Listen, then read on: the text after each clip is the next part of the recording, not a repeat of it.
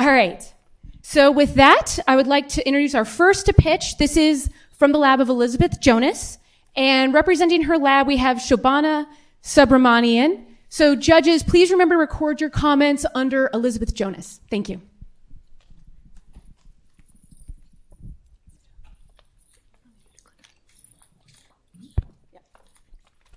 Hi, everyone. My name is Shobhana, and on behalf of Dr. Jonas, Dr. Young, and Dr. Lijnerski, I'm excited to present to you today our project on a novel target for treatment of myocardial infarction. The clinical problem we're tackling here is enormous. There are over 800,000 heart attacks annually in the United... Oh, it went to the wrong slide. Sorry about that. There are over 800,000 heart attacks annually in the United States, costing us almost $11 billion annually. The standard of care treatment is angioplasty with stent placement, which relieves the blockage, restores oxygen and nutrient supply, and allows the heart to produce ATP. However, this comes at a cost, which is reperfusion injury. This currently has no treatment and contributes to ongoing adverse effects from MI, including heart failure, arrhythmias, and death. Our solution is to develop a peptide drug that prevents reperfusion injury during MI. The novel drug would be administered intravenously in the cardiac cath lab directly prior to percutaneous coronary intervention with the goal of reducing injury.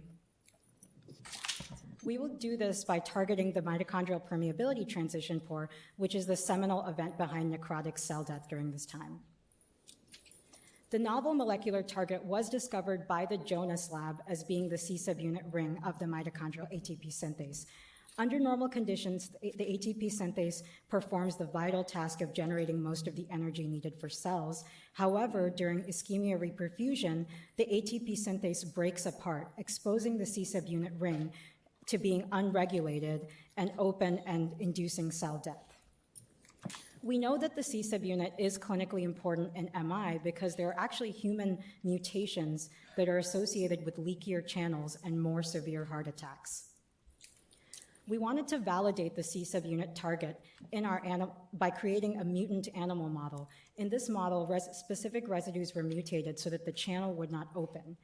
Importantly, the ATP synthase here had no effect on its function or on baseline cardiac function. However, when we induced MI, there was a dramatic decrease in expression of plasma injury biomarkers, heart scarring, and increase in heart contractile function.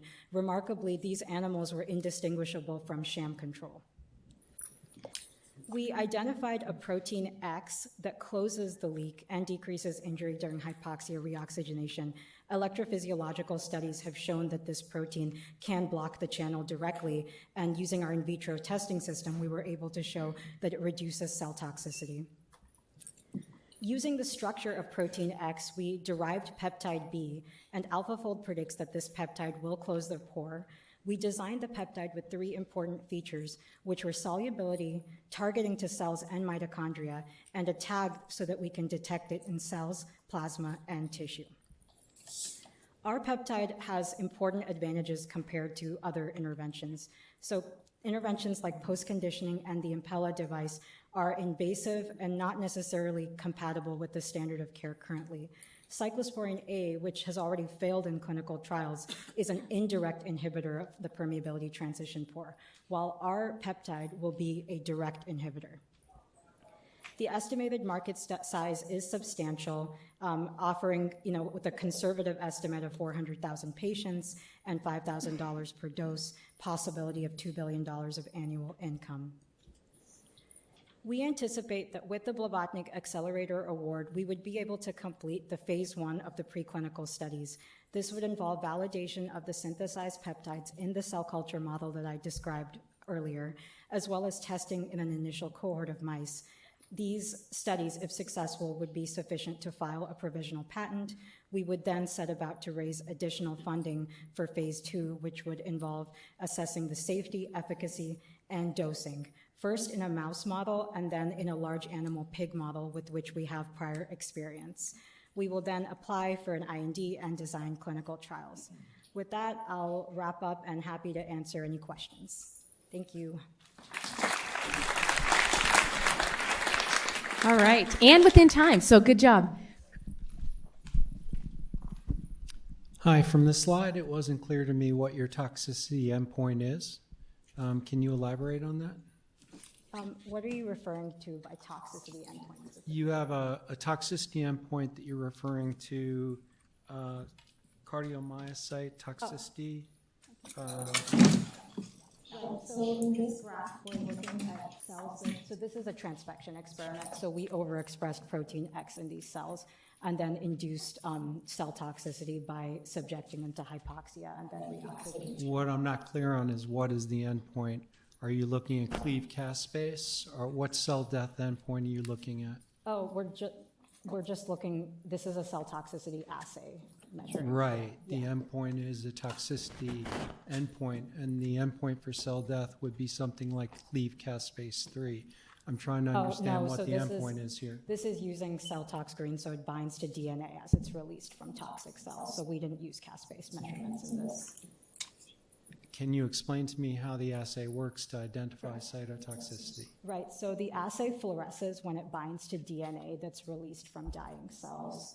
So it's a real-time assay that you can continuously measure cell toxicity by fluorescence, just in a plate reader. Does it measure cell death?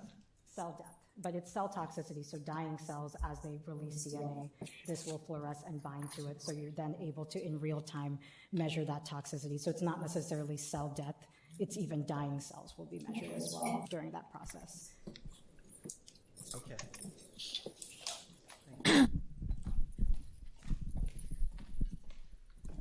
Could you just go back to the very first slide? So in terms of the need here, you didn't talk about what percentage of occurrence have the reperfusion injury and what the cost to the system is for that.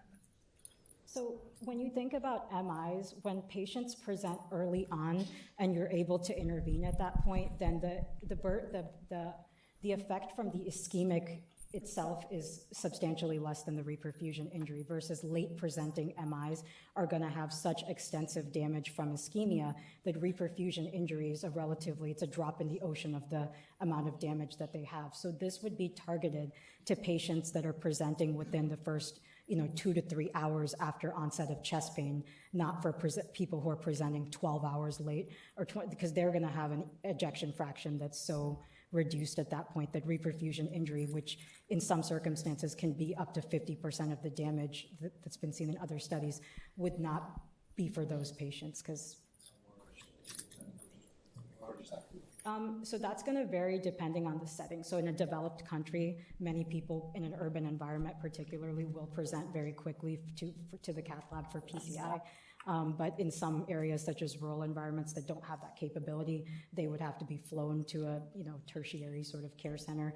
And then in other countries, they may also be a delay in that time window. So we would initially start with the most developed areas where we would get people earliest, and then potentially based on the efficacy, we would then expand out to different settings or reformulate that. Great. Well, thank you so much.